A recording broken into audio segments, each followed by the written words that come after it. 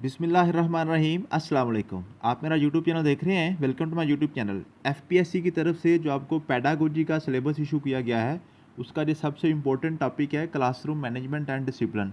इसका एक लेक्चर कल हमने पढ़ लिया था क्लासरूम मैनेजमेंट और डिसिप्लिन के हवाले से कि मैनेजमेंट क्या होती है, डिसिप्लिन क्या होता है, दोनों में फ़र्क क्या होता है। और इसके अलावा क्लासरूम मैनेजमेंट के हवाले से कुछ हमने थेरीज़ पढ़ी थी और कुछ इसकी फ़िलासफ़ीज़ पढ़ी थी और 2 क्लासरूम मैनेजमेंट के अपने मॉडल्स पढ़े थे।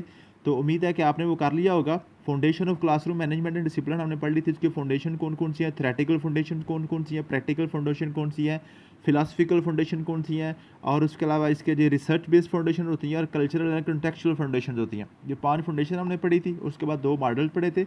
आज हमने पढ़ना है जी इसका नेक्स्ट टॉपिक इंशाल्लाह classroom rules and procedures. Classroom management और डिसिप्लिन ये आपका, मैंने पहले भी आपको बताया है कि डिस्क्रिप्टिव टेस्ट का ये आपका टॉपिक है। इसमें से आपका सबसे ज़्यादा डिस्क्रिप्टिव पेपर आपका आना है वाइस प्रिंसिपल और लेक्चरर की पोस्ट के हवाले से, और हेडमास्टर के हवाले से तो आपको पता है ये सारा आपको एमसीक्यूज ही आना होता है। तो कल इंशाल्लाह ताला मैं आपको ये सारे जितने भी टॉपिक्स मैं अब पढ़ा रहा हूँ इनके आपको बारी बारी इसका जो है ना एमसीक्यूज भी सारे शेयर कर दूंगा इंशाल्लाह ताला। जो मैंने कल आपको पढ़ाया था वो भी, और आज वाला जो टॉपिक अभी हम पढ़ने लगे हैं इसका भी सारे का एमसीक्यूज तकरीबन इसके 200 से 250 के करीब इसके एमसीक्यूज बनेंगे इंशाल्लाह ताला। उसमें सारे के सारे आपके पास पेपर्स क्वेश्चन भी शामिल होंगे, वो आपको मैं शेयर कर दूंगा। वो जस्ट मैं व्हाट्सएप में ही शेयर करूँगा, यहाँ पे उसका जो ना टाइम नहीं है। तो क्लासरूम रूल्स एंड प्रोसीजर के वाले से बात करते हैं। क्लासरूम रूल्स और प्रोसीजर्स का क्या फ़र्क होता है। रूल्स वो होते हैं जो भी आपने क्लासरूम के नॉर्म्स बना दिए। नॉर्म्स, रूल्स की जगह पे एक नाम नॉर्म्स भी होता है, NORMS, नॉर्म्स, ठीक है जी। क्लासरूम नॉर्म्स वो हैं जी जो आपने क्लासरूम के रूल्स बना दिए हैं जी। फॉर एग्जांपल जी आपकी क्लासरूम है जो है ना जी 8 बजे क्लास स्टार्ट होगी, 8:40 पे ख़त्म हो जाएगी, या जी क्लासरूम जो है ना वहाँ पे आपने जो है ना जो भी बच्चा बात करना चाहेगा वो जनाब हाथ खड़ा करेगा, या जो जो बाहर जाना चाहता है वो पूछ के जाएगा, या इस तरह वो भी जो भी आपने वाट एवर रूल्स रखे हुए हैं वो आपके रूल्स हैं। रूल्स वो होते हैं जो आपने एक ही दफ़ा सेट कर दिए, एक दफ़ा आपने रख लिए। लेकिन जो प्रोसीजर्स हैं ना, प्रोसीजर्स वो हैं जो आपने डे बाय डे चीज़ें लेके चलनी है, जो आपने टाइम बाय टाइम चीज़ें लेके चलनी है। क्लासरूम आपने एक रूल बना दिया कि 8 बजे आपकी क्लास स्टार्ट होगी। अब 8:05 पे क्या होगा, 8:10 पे क्या होगा, सबसे पहले आप रीकैप करेंगे जाके, फिर आप जो है ना पिछले जो है ना जो भी लेसन आपने दिया होगा वो सुनेंगे बच्चों से, या टेस्ट लेंगे, या नया सबक पढ़ाएंगे आप जाके, या आप वहाँ पे बच्चों को कोई वार्मर करवाएंगे, कोई एक्टिविटी करवाएंगे, कोई प्रैक्टिकल लेके चलेंगे। मीन्स के जो आपका डे बाई डे आपकी जो भी मसरूफियात होती हैं क्लासरूम के हवाले से वो आपके प्रोसीजर्स होते हैं, ठीक है जी। क्लासरूम रूल मैंने लिखे हुए हैं, ठीक है जी। और उसके अलावा ये नीचे आपको क्लासरूम प्रोसीजर भी सारा लिखा हुआ है, ठीक है जी। क्लासरूम प्रोसीजर जो है ना वो आपकी क्लासरूम मैनेजमेंट में आपका टाइम सेव करता है। आपने प्रोसीजर अगर बनाया हो कि आपका 40 मिनट का अगर आपका पीरियड है तो आपने कैसे कैसे वो 40 मिनट आपने गुजारने हैं वो आप पढ़ेंगे। उसके अलावा जी क्लासरूम मैनेजमेंट के वाले जो आपके मेन टॉपिक्स आज हमने पढ़ने हैं वो हैं जी आपका जी क्रिएटिंग पॉजिटिव लर्निंग एनवायरनमेंट। आप अपनी क्लासरूम में जो ना लर्निंग एनवायरनमेंट कैसे क्रिएट करेंगे, ठीक है। ये आपका बड़ा इंपॉर्टेंट टॉपिक आपको पेपर में इंशाल्लाह ताला इसमें से क्वेश्चन पूछे जाएंगे, तो आपने इसका कंसेप्ट क्लियर करना है। सबसे पहले जी आपने जब आप किस अपने क्लासरूम का एनवायरनमेंट लर्निंग वाला जो है ना पॉजिटिव लर्निंग एनवायरनमेंट क्रिएट करना चाह रहे हैं, तो उसकी सबसे बेसिक चीज़ है जी आपने एस्टैब्लिश क्लियर एक्सपेक्टेशन। एक्सपेक्टेशंस आपने क्लियर करनी है सबसे पहले बच्चों की। बच्चों को एक्सपेक्टेशंस आपने देनी है कि वो क्या एक्सपेक्ट कर रहे हैं, या आप उनसे क्या एक्सपेक्ट कर रहे हैं। जैसे मैं अभी आपको पढ़ा रहा हूँ तो आपकी एक्सपेक्टेशंस क्या है कि आप एफपीएससी का पेपर क्लियर कर जाएंगे, ठीक है जी। और उसके अलावा इसके कॉन्सिक्वेंसेस भी आपने बच्चों के क्लियर करने हैं कि अगर आपका ये जो है ना आप सही तरीके से नहीं पढ़ते, या आप जो है ना इसको आप ठीक तरीके से आप अटेंटिवली लेक्चर नहीं लेते, उसके कॉन्सिक्वेंसेस क्या होंगे कि आप फेल हो जाएंगे, ठीक है जी।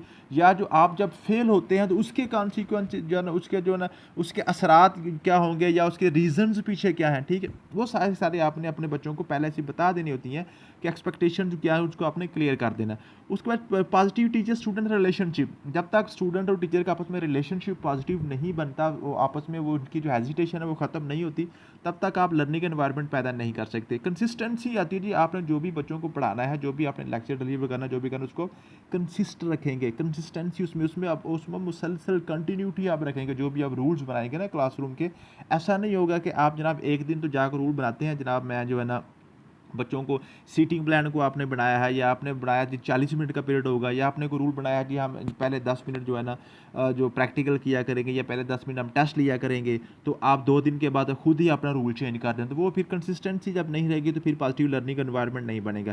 क्लासरूम लेआउट एंड ऑर्गेनाइजेशन, आपकी क्लासरूम के ऑर्गेनाइज आप किस तरह से करते हैं, क्लासरूम की जो आपका सीटिंग प्लान है वो किस तरह से होना चाहिए, इस तरह का सीटिंग प्लान बने कि सारे के सारे बच्चे आपकी नज़र में हो, और सभी बच्चे जो है ना उनके लिए वाइट बोर्ड विजिबल हो, जो आपने जो स्मार्ट बोर्ड लगाया या वाइट बोर्ड लगाया जहाँ पे भी आप खड़े होकर पढ़ा रहे हैं वो सभी बच्चों के लिए विजिबल हो, सभी बच्चों के लिए रोशनी का जो ना प्रॉपर बंदोबस्त हो, सभी बच्चों को जनाब हवा जो है ना पंखे वगैरह वो इस तरह की आपने सीटिंग अरेंजमेंट करनी होती है। उसको एंगेजिंग इंस्ट्रक्शंस होती हैं कि आपने बच्चों को एंगेज कैसे रखना है, वो इंस्ट्रक्शन आपने पहले दे देनी है बच्चों को। पॉजिटिव एनफोर्समेंट होनी चाहिए जी, आपने क्लासरूम में अपने बच्चों को जो ना उसको मोटिवेशन मिलनी चाहिए, उनको आपने एनफोर्स करना है, उनको आपने जो ना कुमक देनी है, उनको बार बार कहते रहना है कि बेटा इंशाल्लाह ताला आप ये लेक्चर कर रहे हैं, आप समझें कि अब आप करीब हो रहे हैं, मंजिल के करीब जा रहे हैं, कामयाबी के करीब हो रहे हैं, ठीक है जी।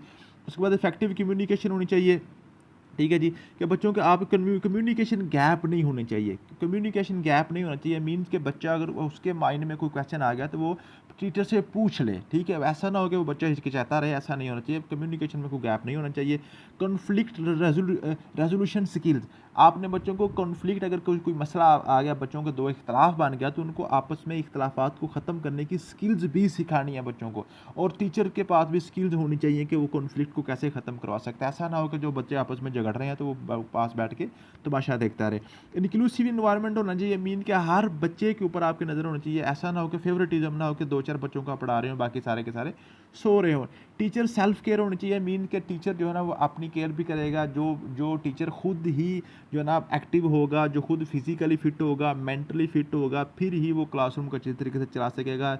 जो बिल्कुल जो है ना जो जो जो जो मेंटली एब्सेंट टीचर होते हैं, जो फिजिकली फिट नहीं होते, ठीक है जी, वो बिल्कुल जो सिक पर्सनैलिटीज़ होती हैं वो खुद भी जो है ना वो क्लासरूम को अच्छे तरीके से नहीं पढ़ा सकते। मॉडल पॉजिटिव बिहेवियर, जो टीचर रोल मॉडल होना चाहिए, ठीक है जी, जो बच्चों को कहता है खुद वो उस पर खुद भी अमल करना चाहिए, उसको रिफ्लेक्ट एंड एडजस्टमेंट होनी चाहिए, जो भी रिफ्लेक्शन होनी चाहिए उसमें एडजस्टमेंट होनी चाहिए, ठीक है जी।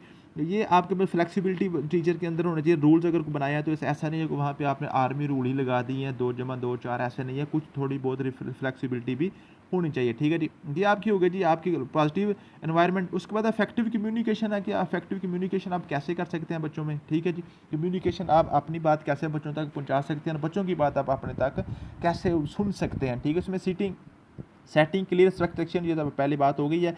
एक्टिव लिसनिंग, ये बड़ा इंपॉर्टेंट है कि टीचर को लिसनर भी होना चाहिए, ऐसा ना हो कि टीचर सिर्फ बोलता है चाहिए बच्चों की बात ही ना सुने। अगर बच्चा कोई बात करता है, कोई क्वेश्चन करता है, तो उसको आप लिसन भी करें। जब तक आप लिसनर नहीं होंगे तब तक आप अच्छे टीचर नहीं बन सकते। नॉन वर्बल कम्युनिकेशन जो है ना वो बड़ी इंपॉर्टेंट होती है, आपका बॉडी जेस्चर जो है ना आपके, ठीक है जी, वो ज़रूरी है जी, ठीक है। आपका जो बॉडी लैंग्वेज है, फेशियल एक्सप्रेशंस हैं, वो जो आपका जो है ना मुस्कुराता हुआ चेहरा और टीचर का होना चाहिए, थोड़ा सा फ्रेश जो है ना लुक टीचर की होनी चाहिए, ठीक है। उसकी बॉडी लैंग्वेज अच्छी होनी चाहिए, ऐसा ना हो कि वो जनाब बिल्कुल सिक पर्सनैलिटी से हो, जनाब वो डल सा बंदा हो, तो वो फिर अच्छी तरीके से वो कम्युनिकेट नहीं कर सकेगा।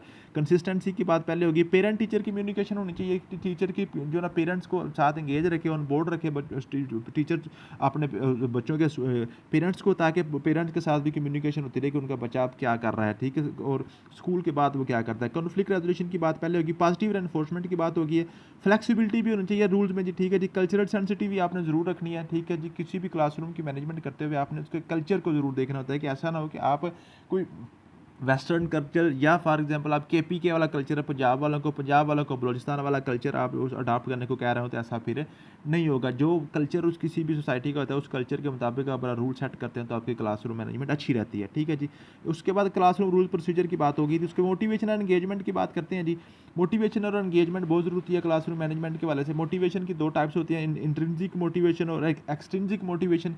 इंट्रिंसिक मोटिवेशन वो होती है जो आपने बच्चों को, आप बच्चा अपने दिल से किसी चीज़ को अच्छा समझे, ठीक है, उसके आपके अंदर उसने जज्बा आपने पैदा करना है बच्चों में, पढ़ने का जज्बा पैदा हो जाए, वो होती है इंट्रिंसिक मोटिवेशन। एक होता है एक्सट्रिंसिक मोटिवेशन, बाहर से मोटिवेट करना बच्चे को, उसको जो ना लालच हो, इनाम का लालच हो, पोजीशन का लालच हो, ठीक है, कोई जो ना जो सर्टिफिकेट का लालच हो, वो होती है एक्सट्रिंसिक मोटिवेशन। मीन्स कि एक बच्चा जो है ना, एक बच्चा पढ़ रहा है कि अपनी सेल्फ सेटिस्फैक्शन के लिए या लर्निंग के लिए पढ़ रहा है, ठीक है, कामयाब होने के लिए पढ़ रहा है, वो उसकी इंट्रिंसिक मोटिवेशन है। और एक बच्चा जो है ना जो अपनी अपनी अप्रिसिएशन के लिए या जो है ना पोजीशन विन करने के लिए या जो है ना इनाम हासिल करने के लिए पढ़ रहा है, वो एक्सट्रिंसिक मोटिवेशन है, ठीक है जी। रोल ऑफ ऑटोनॉमी है ना, कि ऑटोनॉमी जो होती है कि बच्चे के अपने अंदर ही जो है ना बच्चा सेल्फ मोटिवेटेड होना चाहिए। तो बच्चे को आपने सेल्फ मोटिवेटेड करना है कि खुद से ही वो उसके अंदर जज्बा पैदा हो कि वो पढ़ाई की तरफ तवज्जो दे, ठीक है जी। ये पॉजिटिव रिस्पॉन्स की बात होगी। डिफरेंशिएशन की बात करते हैं। डिफरेंशिएशन ये है कि हर बच्चे का अपना अपना माइंड होता है, हर बच्चे का अपना अपना स्कूल ऑफ थाट होता है, हर बच्चे के पीछे बैकग्राउंड मुख्तलिफ होती है। तो आपने तमाम बच्चों की जो ना एबिलिटीज़, उनकी इंटरेस्ट को मद्देनज़र रखते हुए आपने क्लासरूम की मैनेजमेंट करनी होती है। उसके बाद आती थी एंगेजमेंट। मोटिवेशन यह है कि बच्चों को आपने मोटिवेट करना है। एंगेजमेंट यह है कि बच्चों को अपने साथ आपने लगाए रखना है। तो अगर आपने एंगेजमेंट रखनी है बच्चों को, जो ना बच्चे आपके साथ टच रहें सारा पीरियड, तो इसमें सबसे पहले एक्टिव लिसनिंग है, आपने बच्चों की बात सुननी है, टेक्नोलॉजी का यूज़ करें, ठीक है जी। और टीचिंग स्ट्रैटेजीज़ को आप वेरी करते रहें। टीचिंग स्ट्रैटेजी ऐसे ना हो कि डेली आप एक ही स्ट्रैटेजी को लेके बैठे रहें, उस पे बच्चे फिर उकता आ जाते हैं, ठीक है जी। तो आपने टीचिंग स्ट्रैटेजीज़ को आपने चेंज करते रहना है, ठीक है। टाइमली फीडबैक आपने देना है, ठीक है जी। डिफरेंशिएटेड इंस्ट्रक्शन की बात होगी है, ठीक है जी। आपने हर बच्चे की पर्सनलाइज्ड लर्निंग के वाले से बात करनी है, बिहेवियरल इशूज़ की बात करनी है, इंक्लूसिविटी आपने लेके आने की, ताकि सारे के सारे बच्चे जो है ना वो उसमें मुस्तफ़ीद हो सके। कॉन्फ्लिक्ट रेजोल्यूशन स्किल्स, ठीक है, ये ऊपर बात हो गई थी। हैंडलिंग चैलेंजिंग बिहेवियर, ये बिल्कुल सिंपल सी चीज़ें हैं। आप इनको पढ़ें अच्छे तरीके से, इनको बार बार पढ़ें, यहीं से आपका डिस्क्रिप्टिव बना है। कल इंशाल्लाह ताला मैं आपको ये सारे टॉपिक्स का ऑब्जेक्टिव भी भेज दूंगा। थैंक यू सो मच, मिलते हैं नेक्स्ट वीडियो में। अल्लाह हाफिज़।